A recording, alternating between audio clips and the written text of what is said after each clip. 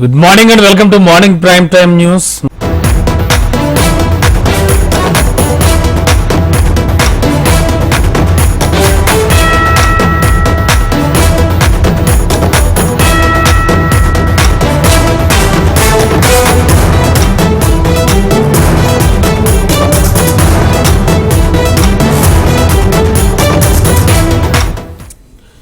Breaking లో చూస్తున్నాం. YCP నేత మాజీ మంత్రి జోగి రమేష్ నివాసంలో ఏసీబీ అధికారులు సోదాలు చేస్తున్నారు. ఇబ్రహీంపట్నంలోని జోగి రమేష్ నివాసంలో 15 మంది ఏసీబీ అధికారులు తనిఖీలు చేస్తున్నారు. ఇంటిని స్వాధీనం చేసుకుని తమ సోదాలు కొనసాగిస్తున్నారు. అగ్రిగోల్డ్ భూముల విషయంలో జోగి రమేష్ పై ఆరోపణలున్నాయి. ఈ నేపథ్యంలో ఏసీబీ రైడ్స్ కొనసాగుతున్నాయి. లేటెస్ట్ ఇన్ఫో అందించడానికి ఇదే అంశంపై మా కరెస్పాండెంట్ కాంతి సిద్ధంగా ఉన్నారు. కాంతి, సోదాలు ఎప్పటి నుంచి జరుగుతున్నాయి? అలాగే ఇప్పటి వరకు ఏవైనా కీలకమైనటువంటి పత్రాలు కానీ కీలకమైన సమాచారం కానీ అందిందని చెప్తూ ఉన్నారా? ఏం జరుగుతోంది ప్రస్తుతానికి? రమణ బాబు, ఏదైతే మాజీ మంత్రి జోగి రమేష్ ఇంట్లో ఈ ఉదయం నుంచి ఏసీబీ సోదాలు చేపడుతోంది. ఏసీబీ విచారణ అయితే చేస్తుందని చెప్పాలి. అయితే ఇంటిని స్వాధీనం చేసుకున్నటువంటి 15 మంది ఏసీబీ అధికారులు ఈ తనిఖీలను చేస్తూ ఉన్నారు. అయితే ఈ ఏదైతే అగ్రిగోల్డ్ విషయంలో అగ్రిగోల్డ్ భూములను ఏదైతే మాజీ మంత్రి జోగి రమేష్ కుటుంబం అగ్రిగోల్డ్ భూములను స్వాధీనం చేసుకోవడము, అలాగే తన కుటుంబ సభ్యుల పేరుతోటి, అలాగే జోగి రమేష్ బాబాయి జోగి రమేష్ కొడుకు పేరుతోటి ఈ భూములను ఏదైతే పత్రాలు సృష్టించినట్లుగా సర్వే నంబర్లతోటి ఈ ఏదైతే సవరణలు ఏవైతే ఉన్నాయో అవన్నీ కూడా చేసుకుని దీంట్లో ఈ సిఐడి స్వాధీనంలో ఉన్న భూములు ఏవైతే ఉన్నాయో వాటిలన్నింటినీ కూడా వీరి పైన చేసుకున్నట్లుగా సమాచారం. ఈ నేపథ్యంలో సిఐడి దీనికి సంబంధించి అంబాపురంలోని ఉన్నటువంటి అగ్రిగోల్డ్ భూములు ఏవైతే ఉన్నాయో వాటి సర్వే నంబర్స్ అన్నింటినీ కూడా మార్చి భూమిని రిజిస్ట్రేషన్ చేసుకున్నారనే ఆరోపణ ఉంది. అయితే ఈ నేపథ్యంలో ఇప్పటికే ఈ కేసులో కొంతమంది అధికారులను కూడా సస్పెండ్ చేశారు. అయితే జోగి రమేష్ కుటుంబ సభ్యులతో పాటుగా మొత్తం 9 మందిని ఈ కేసులో సిఐడి నమోదు చేయడం జరిగింది. అయితే A1 గా A2 గా జోగి రమేష్ కుటుంబ సభ్యులు, మిగిలిన వారంతా కూడా ప్రభుత్వ ఉద్యోగుల్ని కూడా చేర్చడం జరిగింది. ఈ నేపథ్యంలో అక్రమంగా రిజిస్ట్రేషన్ ఏదైతే జరిగిందో రిజిస్ట్రేషన్ కి సంబంధించిన వ్యవహారంలో ఈ జోగి రమేష్ ఇంట్లో అయితే సోదాలు చేస్తూ ఉన్నారు. ఏవైతే 5 కోట్లకు పైగా ఆస్తులు భూములు విలువ ఉన్నటువంటి ఈ సర్వే నంబర్స్ ఏవైతే ఉన్నాయో సర్వే నంబర్స్ కి సంబంధించి తమ పేరుతోటి రాయించుకున్నట్లుగా అభియోగాలు ఉన్నాయి. ఈ నేపథ్యంలో జోగి రమేష్ కి సంబంధించినంత వరకు కూడా పేరు ఉన్నటువంటి వీటిలన్నింటినీ కూడా స్వాధీనం చేసుకుని ఏసీబీ అధికారులు ఉదయం నుంచి కూడా తనిఖీలు చేపడుతూ ఉన్నారు. అయితే ఇంకొంతసేపట్లో ఏదైనా అధికారికంగా వారు చెప్పే వరకు కూడా తెలియకపోవచ్చు. అయితే సోదాల్లో మాత్రం కీలక విషయాలు వెలుగులోకి వచ్చే అవకాశం ఉందన్నట్టుగా ఏదైతే వైసీపీ వర్గాలు కావచ్చు అటు మహిళా వర్గాల్లో కూడా చర్చ నడుస్తా ఉంది. రమణ, ఓకే కాంతి, ముఖ్యంగా దీనిపై వైసీపీ నేతల నుంచి ఏమైనా రియాక్షన్స్ వస్తూ ఉన్నాయా? ఇప్పటి వరకు అయితే ఎటువంటి ఏదైతే కావాలనే చేస్తున్నారు, ఇప్పటి వరకు కేసులు పెడుతున్నారు, అక్రమంగా కేసులు బనాయిస్తున్నారు అంటూ వైసీపీ ఆరోపణలు చేస్తున్నప్పటికీ కూడా ఈ అంశం పైన ప్రత్యేకంగా జోగి రమేష్ ఇంట్లో ఏవైతే సోదాలు జరుగుతున్నాయో సోదాల పైన ఇప్పటికీ ఎవరు స్పందించలేదనే చెప్పాలి. అయితే ఈ మొత్తంగా కుటుంబ సభ్యుల ఎవరైతే ఉన్నారో కుటుంబ సభ్యులతో పాటు ఇప్పటికే సస్పెండ్ అయిన అధికారులను కూడా సిఐడి అధికారులు ప్రశ్నించే అవకాశం ఉంది. థ్యాంక్ యూ కాంతి.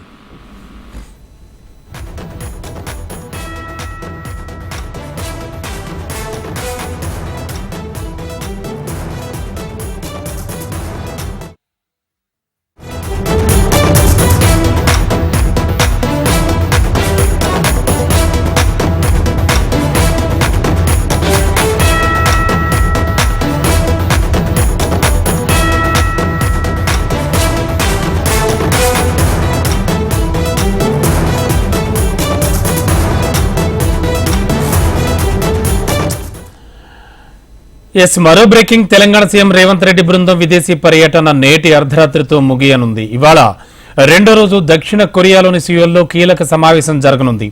పెట్టుబడులే లక్ష్యంగా సీఎం రేవంత్ బృందం విదేశీ పర్యటన కొనసాగుతోంది. హెన్ రివర్ ను రేవంత్ బృందం పరిశీలించింది. మూసీ నదిని ప్రక్షాళన చేస్తామని రాష్ట్ర ప్రభుత్వం ప్రకటించింది. అయితే హెన్ ప్రాజెక్ట్ తరహాలో అభివృద్ధికి సాధ్యాసాధ్యాలను రేవంత్ బృందం పరిశీలించనుంది. విదేశీ పర్యటన ముగించుకుని రేపు ఉదయానికి రేవంత్ రెడ్డి హైదరాబాద్ చేరుకుంటారు. ఎస్, ఇదే అంశానికి సంబంధించి లేటెస్ట్ ఇన్ఫో మా కరెస్పాండెంట్ ప్రవీణ్ అందించడానికి సిద్ధంగా ఉన్నారు. ప్రవీణ్, మొత్తానికి విదేశీ పర్యటన సక్సెస్ఫుల్ గా ముగించుకుని ఇవాళ రాత్రికి తిరిగి వస్తున్నారు సీఎం రేవంత్ రెడ్డి అంటున్నారు. హైలైట్స్ ఏం చెప్పుకోవచ్చు?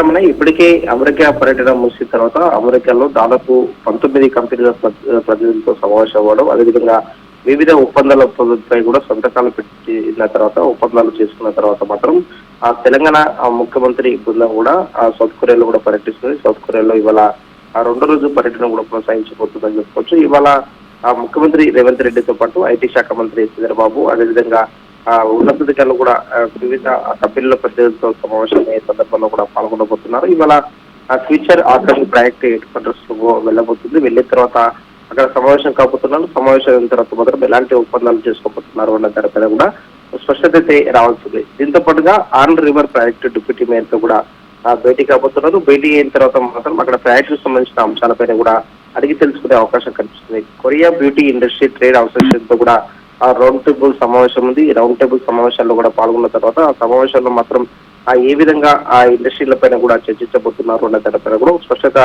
రావాల్సింది. దీంతో పాటుగా మధ్యాహ్నం లంచ్ టైమ్ లో కూడా సామ్సంగ్ ఆ ప్రతినిధులతో కూడా భేటీ కాబోతున్నారు. భేటీ అయిన తర్వాత మాత్రం హైదరాబాద్ లో ఏ విధంగా వాళ్ళ కంపెనీకి సంబంధించిన సంస్థలు నెలకొల్పుతారు అనే దానిపైన కూడా స్పష్టత వచ్చే అవకాశం ఉంది. దీంతో పాటుగా ఎల్జీకి సంబంధించిన ఎలక్ట్రానిక్స్ సీనియర్ లీడర్షిప్ లతో చర్చలు జరపబోతున్నారు. చర్చలు జరిపిన తర్వాత సామ్సంగ్ హెల్త్ కేర్ యూనిట్ తో కూడా భేటీ కాబోతున్నారు. భేటీ అయిన తర్వాత మాత్రం Samsung health care unit Hyderabad అదేవిధంగా తెలంగాణలో మాత్రం ఏ విధంగా అడుగులు పెట్టబోతుంది, ఏ విధంగా కూడా ముందడుగు వేయబోతుందన్న దానిపై క్లారిటీ ఇచ్చే అవకాశాలు కనిపిస్తున్నాయి. దీంతో పాటుగా ఆ కాల్టెక్స్ కంపెనీ ప్రతినిధులతో కూడా చర్చలు జరపబోతున్నారు. చర్చలు జరిపిన తర్వాత కొరియన్ నేషనల్ స్పోర్ట్స్ యూనివర్సిటీని కూడా సందర్శించబోతున్నారు. Ramana, thank you Praveen.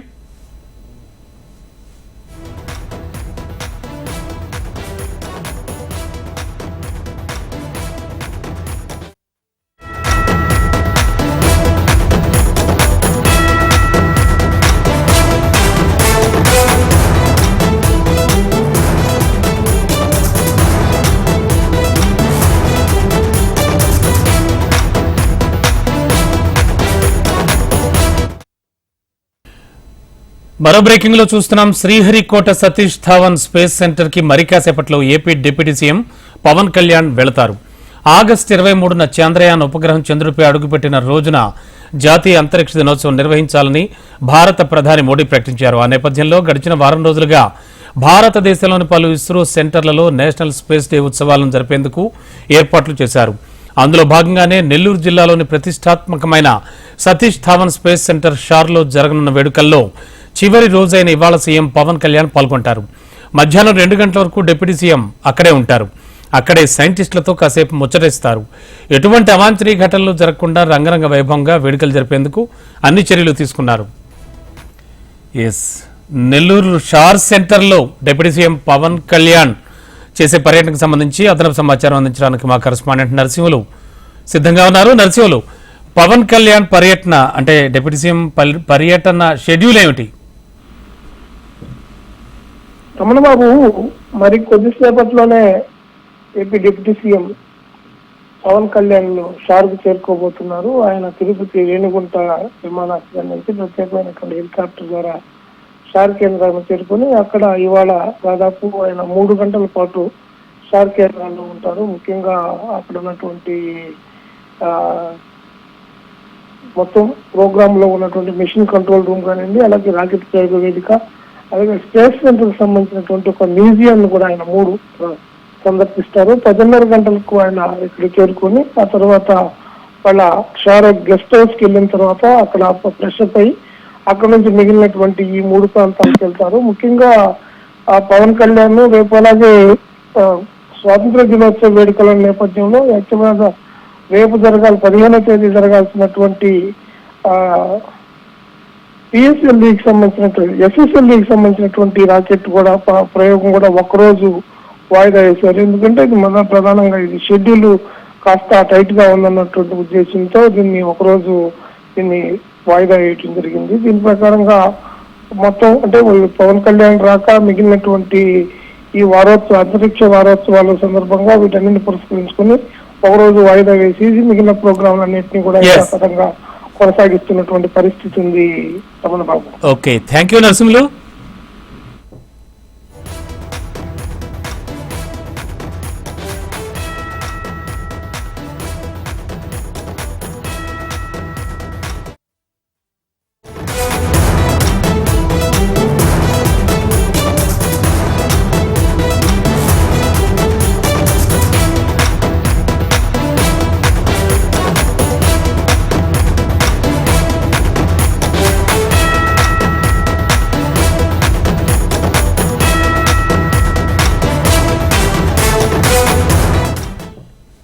Breaking లో చూస్తున్నాం. విశాఖ ఎమ్మెల్సీ ఉప ఎన్నికపై వైసీపీ ఫోకస్ పెట్టింది. ఇవాళ రేపు ఉమ్మడి విశాఖ జిల్లా ప్రజాప్రతినిధులతో మాజీ సీఎం జగన్ సమావేశం అవుతారు. ఎమ్మెల్సీ ఎన్నికల్లో గెలిపే లక్ష్యంగా ఎంపీటీసీలు జెడ్పీటీసీలకు జగన్ దిశానిర్దేశం చేస్తారు. ఇప్పటికే వైసీపీ తరఫున ఎమ్మెల్సీ అభ్యర్థిగా బొత్స నామినేషన్ దాఖలు చేశారు.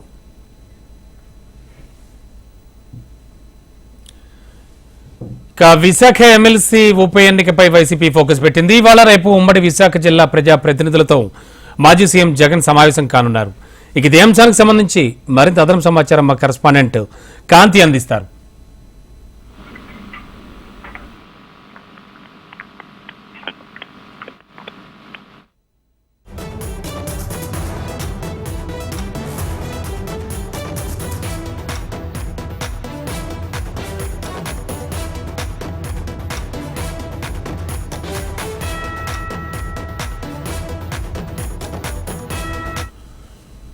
బ్రేకింగ్ లో చూస్తున్నాం. విశాఖ ఎమ్మెల్సీ ఉప ఎన్నికపై వైసీపీ ఫోకస్ పెట్టింది. ఇవాళ రేపు ఉమ్మడి విశాఖ జిల్లా ప్రజా ప్రతినిధులతో మాజీ సీఎం జగన్ సమావేశం అవుతారు. ఎమ్మెల్సీ ఎన్నికల్లో గెలిపే లక్ష్యంగా ఎంపీటీసీలు జెడ్పీటీసీలకు జగన్ దిశానిర్దేశం చేస్తారు. ఇప్పటికే వైసీపీ తరఫున ఎమ్మెల్సీ అభ్యర్థిగా బొత్స నామినేషన్ దాఖలు చేశారు. అటు టీడీపీ నుంచి ఇంకా కన్ఫర్మ్ కాలేదు. దానికి సంబంధించి వాళ్ళ కన్ఫర్మ్ చేయనున్నారు.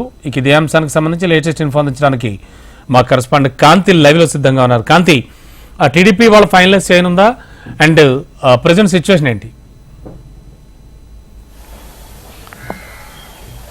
రమణ బాబు, ఏదైతే విశాఖ స్థానిక సంస్థల ఎమ్మెల్సీ కోటా ఎన్నికలకు సంబంధించి నామినేషన్ దాఖలు చేసేందుకు ఇవాళ ఆఖరు రోజు కావడంతో అటు ఇరు పార్టీలకి సంబంధించినటువంటి నాయకులు ఇప్పటికే వైసీపీ నుంచి బొత్స సత్యనారాయణను అభ్యర్థిగా వైసీపీ ప్రకటించింది. అలాగే టీడీపీ నుంచి అభ్యర్థి ఎవరు అనే అంశం పైన, అలాగే అసలు టీడీపీ పోటీ చేస్తుందా లేదా అనే దానికి సంబంధించినటువంటి సందిగ్ధత అయితే కొనసాగుతోంది. అయితే టీడీపీకి సంబంధించినటువంటి అంశం ఈ రోజు ఫైనల్ అయ్యే అవకాశం ఉంది. ఒకవేళ ఫైనల్ పోటీ చేసే అవకాశం ఉంటే దిలీప్ ని పోటీ చేయించాలి అని చెప్పి టీడీపీ నేతలు, విశాఖ నేతలు సూచిస్తూ ఉన్నారు. ఈ నేపథ్యంలో అతను గతంలో అనకాపల్లి అసెంబ్లీ ఎంపీ టికెట్ ఆశించిన నేపథ్యంలో అప్పుడు సీట్ బీజేపీకి కేటాయించారు. ఈ నేపథ్యంలో స్థానిక సంస్థల కోటా ఎన్నికలలో బైరా దిలీప్ కి ఇవ్వాలని చెప్పి విశాఖ టీడీపీ నేతలు సూచించినట్లుగా తెలుస్తోంది. పోటీ చేస్తారా లేదా, అసలు సంఖ్యా బలానికి ఆధారంగా చేసుకుని పోటీకి వెళ్లాలని ఏదైతే టీడీపీ భావిస్తున్న నేపథ్యంలో ఎటువంటి నిర్ణయం తీసుకుంటారు అనేది అధినేత ఈ రోజు ఫైనల్ చేసే అవకాశం కనిపిస్తా ఉంది. వైసీపీకి సంబంధించినంత వరకు జగన్మోహన్ రెడ్డి విశాఖ స్థానిక సంస్థల ఎమ్మెల్సీ కోటా ఎన్నికలలో బలం లేనప్పటికీ కూడా టీడీపీ కావాలని చెప్పి పోటీకి దిగుతోంది. కావాలని ప్రలోభాలకు గురి చేసే అవకాశం కూడా ఎక్కువగా ఉంది. కాబట్టి కావాలని ఇటువంటి దుశ్చర్యలకు పాల్పడుతోంది అని జగన్మోహన్ రెడ్డి పదే పదే ఆరోపిస్తూ వస్తున్నారు. ఈ రోజు విశాఖకు సంబంధించినటువంటి కొంతమంది నాయకులతోటి ఈ రోజు రేపు కూడా జగన్మోహన్ రెడ్డి తాడేపల్లిలోని తన క్యాంపు కార్యాలయంలో భేటీ కాబోతున్నారు. ఏదైతే ఇప్పటికే ఎమ్మెల్సీ ఎన్నికలకు సంబంధించి బొత్సాని ప్రకటించిన తర్వాత ఈ సంఖ్యాబలం ఎక్కడ ఎక్కువ ఉన్న నేపథ్యంలో వైసీపీ ప్రతిష్టాత్మకంగా తీసుకుని ఎన్నికలను ముందుకు వెళ్తోంది. ఈ నేపథ్యంలో ఎమ్మెల్సీ కోటా ఎన్నికకు సంబంధించినంత వరకు ఇప్పటికే వైసీపీ తన వ్యూహాలను రచిస్తుంటే అటు టీడీపీ పోటీకి చేయాలా లేదా అనే అంశం పైన ఇంకా తర్జన భర్జనలోనే ఉందని చెప్పాలి. ఈ రోజు రేపు కూడా మరొకసారి ఇప్పటికే టీడీపీకి సంబంధించి ముందుకు ఎలా వెళ్తుంది అనే అంశం ఇంకా స్పష్టం కాకపోవడంతో విశాఖ నేతలతోటి మరొక మారు జగన్మోహన్ రెడ్డి సమావేశం కాబోతున్నారు. Ramana Babu, okay, thank you కాంతి.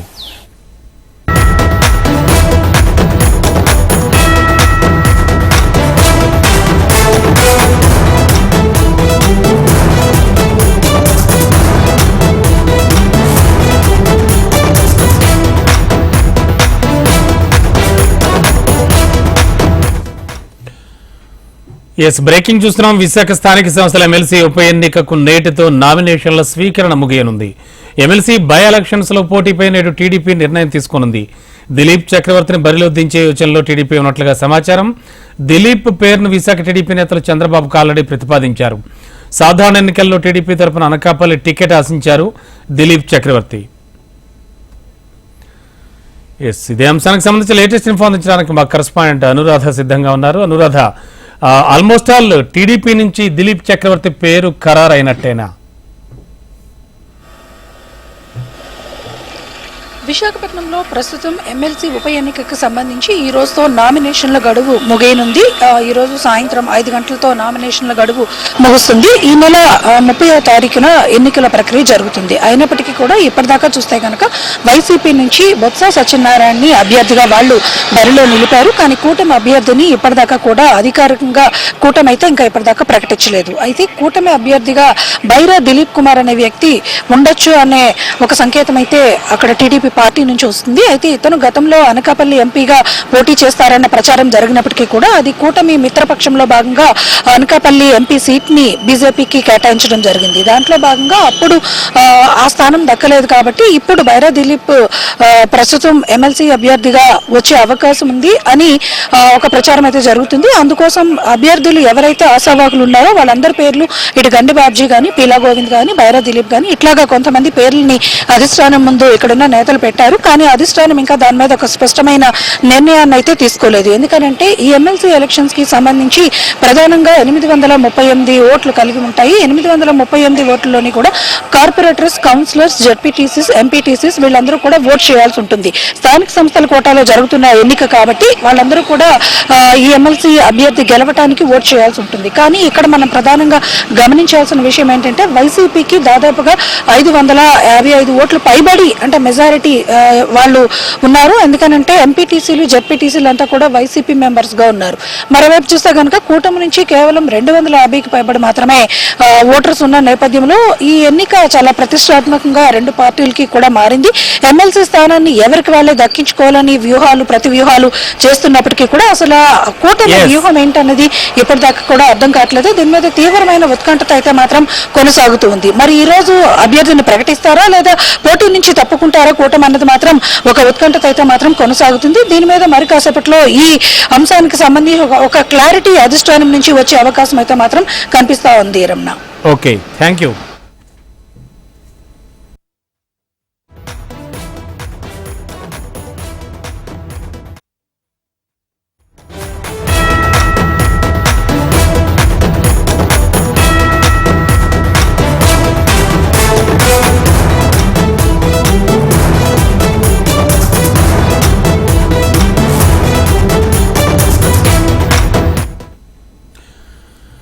మరో బ్రేకింగ్ లోకి వెళ్ళాం. నేడు ఏఐసీసీ కార్యాలయంలో కీలక సమావేశం జరగనుంది. ఏఐసీసీ చీఫ్ మల్లికార్జున ఖర్గే నేతృత్వంలో ఈ భేటీ జరగనుంది. పార్టీ ప్రధాన కార్యదర్శులు, అన్ని రాష్ట్రాల పీసీసీ అధ్యక్షులు, ఇన్ఛార్జీలు హాజరు కానున్నారు. ఎస్సీ వర్గీకరణతో పాటు హర్యానా, ఢిల్లీ, మహారాష్ట్ర ఎన్నికల్లో అనుసరించాల్సిన వ్యూహంపై ఈ సమావేశంలో చర్చిస్తారు. ఇదే అంశానికి సంబంధించి లేటెస్ట్ ఇన్ఫో అందించడానికి మా కరెస్పాండెంట్ శిరీష్ ఢిల్లీ నుంచి సిద్ధంగా ఉన్నారు. శిరీష్, ఈ ఏఐసీసీ మీట్ లో ఎటువంటి కీలక అంశాలు చర్చించే అవకాశం ఉంది? రమణ, ఈ రోజు ఉదయం 10:30 గంటలకు ఏఐసీసీ కార్యాలయంలో ఈ సమావేశం ప్రారంభమవుతుంది. ఈ సమావేశంలో అన్ని రాష్ట్రాలకు సంబంధించిన పార్టీ ప్రధాన కార్యదర్శులు, రాష్ట్రాల పీసీసీ అధ్యక్షులు, ఇన్ఛార్జీలు కూడా హాజరవుతామని చెప్పేసి ఏఐసీసీ కార్యాలయం నుంచి వర్తమానం కూడా అందింది. ఈ మేరకు వాళ్ళందరూ కూడా హాజరవుతున్నారు. అయితే తెలంగాణ నుంచి మాత్రం ఎవరు కూడా హాజరు కావడం లేదు. ముఖ్యమంత్రి రేవంత్ రెడ్డి విదేశీ పర్యటనలో ఉన్న కారణంగా ఈ సమావేశానికి హాజరు కావడం లేదు. తెలంగాణ ఇన్ఛార్జ్ జిగ్దాస్ మున్షి మాత్రం ఈ సమావేశానికి హాజరవుతున్నట్లుగా కూడా సమాచారం. అయితే ఇందులో ప్రధానంగా చర్చించాల్సిన అంశాలు 2 అంశాలపై చర్చ జరగనున్నట్లుగా కూడా తెలుస్తోంది.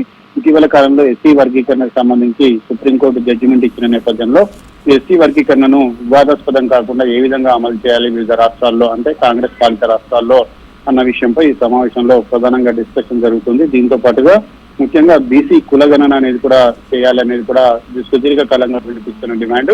దీనికి సంబంధించి కూడా రాష్ట్రాల్లో, అంటే కాంగ్రెస్ పార్టీ అధికారంలో ఉన్న రాష్ట్రాల్లో ఈ కులగణన చేపట్టే విషయం పైన కూడా ఈ సమావేశంలో డిస్కషన్ అనేది కూడా జరగబోతోంది. దాంతో పాటుగా ఈ సంవత్సరం నుంచి వచ్చే మార్చి లోపు జరగబోతున్న హర్యానా, ఢిల్లీ, మహారాష్ట్ర ఈ 3 రాష్ట్రాలకు సంబంధించిన అసెంబ్లీ ఎన్నికల్లో అనుసరించాల్సిన వ్యూహాలపైన కూడా ఈ సమావేశంలో ప్రధానంగా డిస్కషన్ అనేది కూడా జరుగుతుంది. దీని తర్వాత మీడియా బ్రీఫింగ్ అనేది కూడా ఉంటుంది. సో ఓవరాల్ గా చూసినట్లయితే కాంగ్రెస్ పార్టీ రానున్న ఎలక్షన్స్ కు సిద్ధమవుతున్నట్లుగా కూడా సమాచారం. అయితే ఈ సమావేశం తర్వాత కాంగ్రెస్ పార్టీలో సంబంధించి పూర్తి ప్రక్షాళన అనేది కూడా జరగవచ్చు. పిసిసి అధ్యక్షుల మార్పుతో పాటుగా వివిధ రాష్ట్రాలకు సంబంధించిన ఇన్ఛార్జీలని మార్చే అవకాశం ఉన్నట్లుగా కూడా సమాచారం. Okay, thank you Suresh.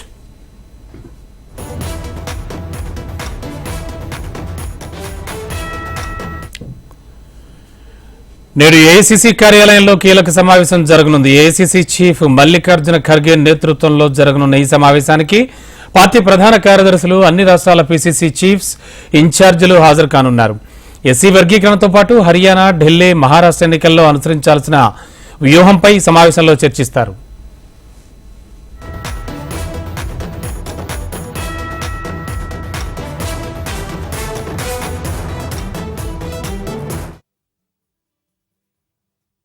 ఉండండి. హెచ్ఎం టీవీ వార్తాగదు, నిజం దాగదు.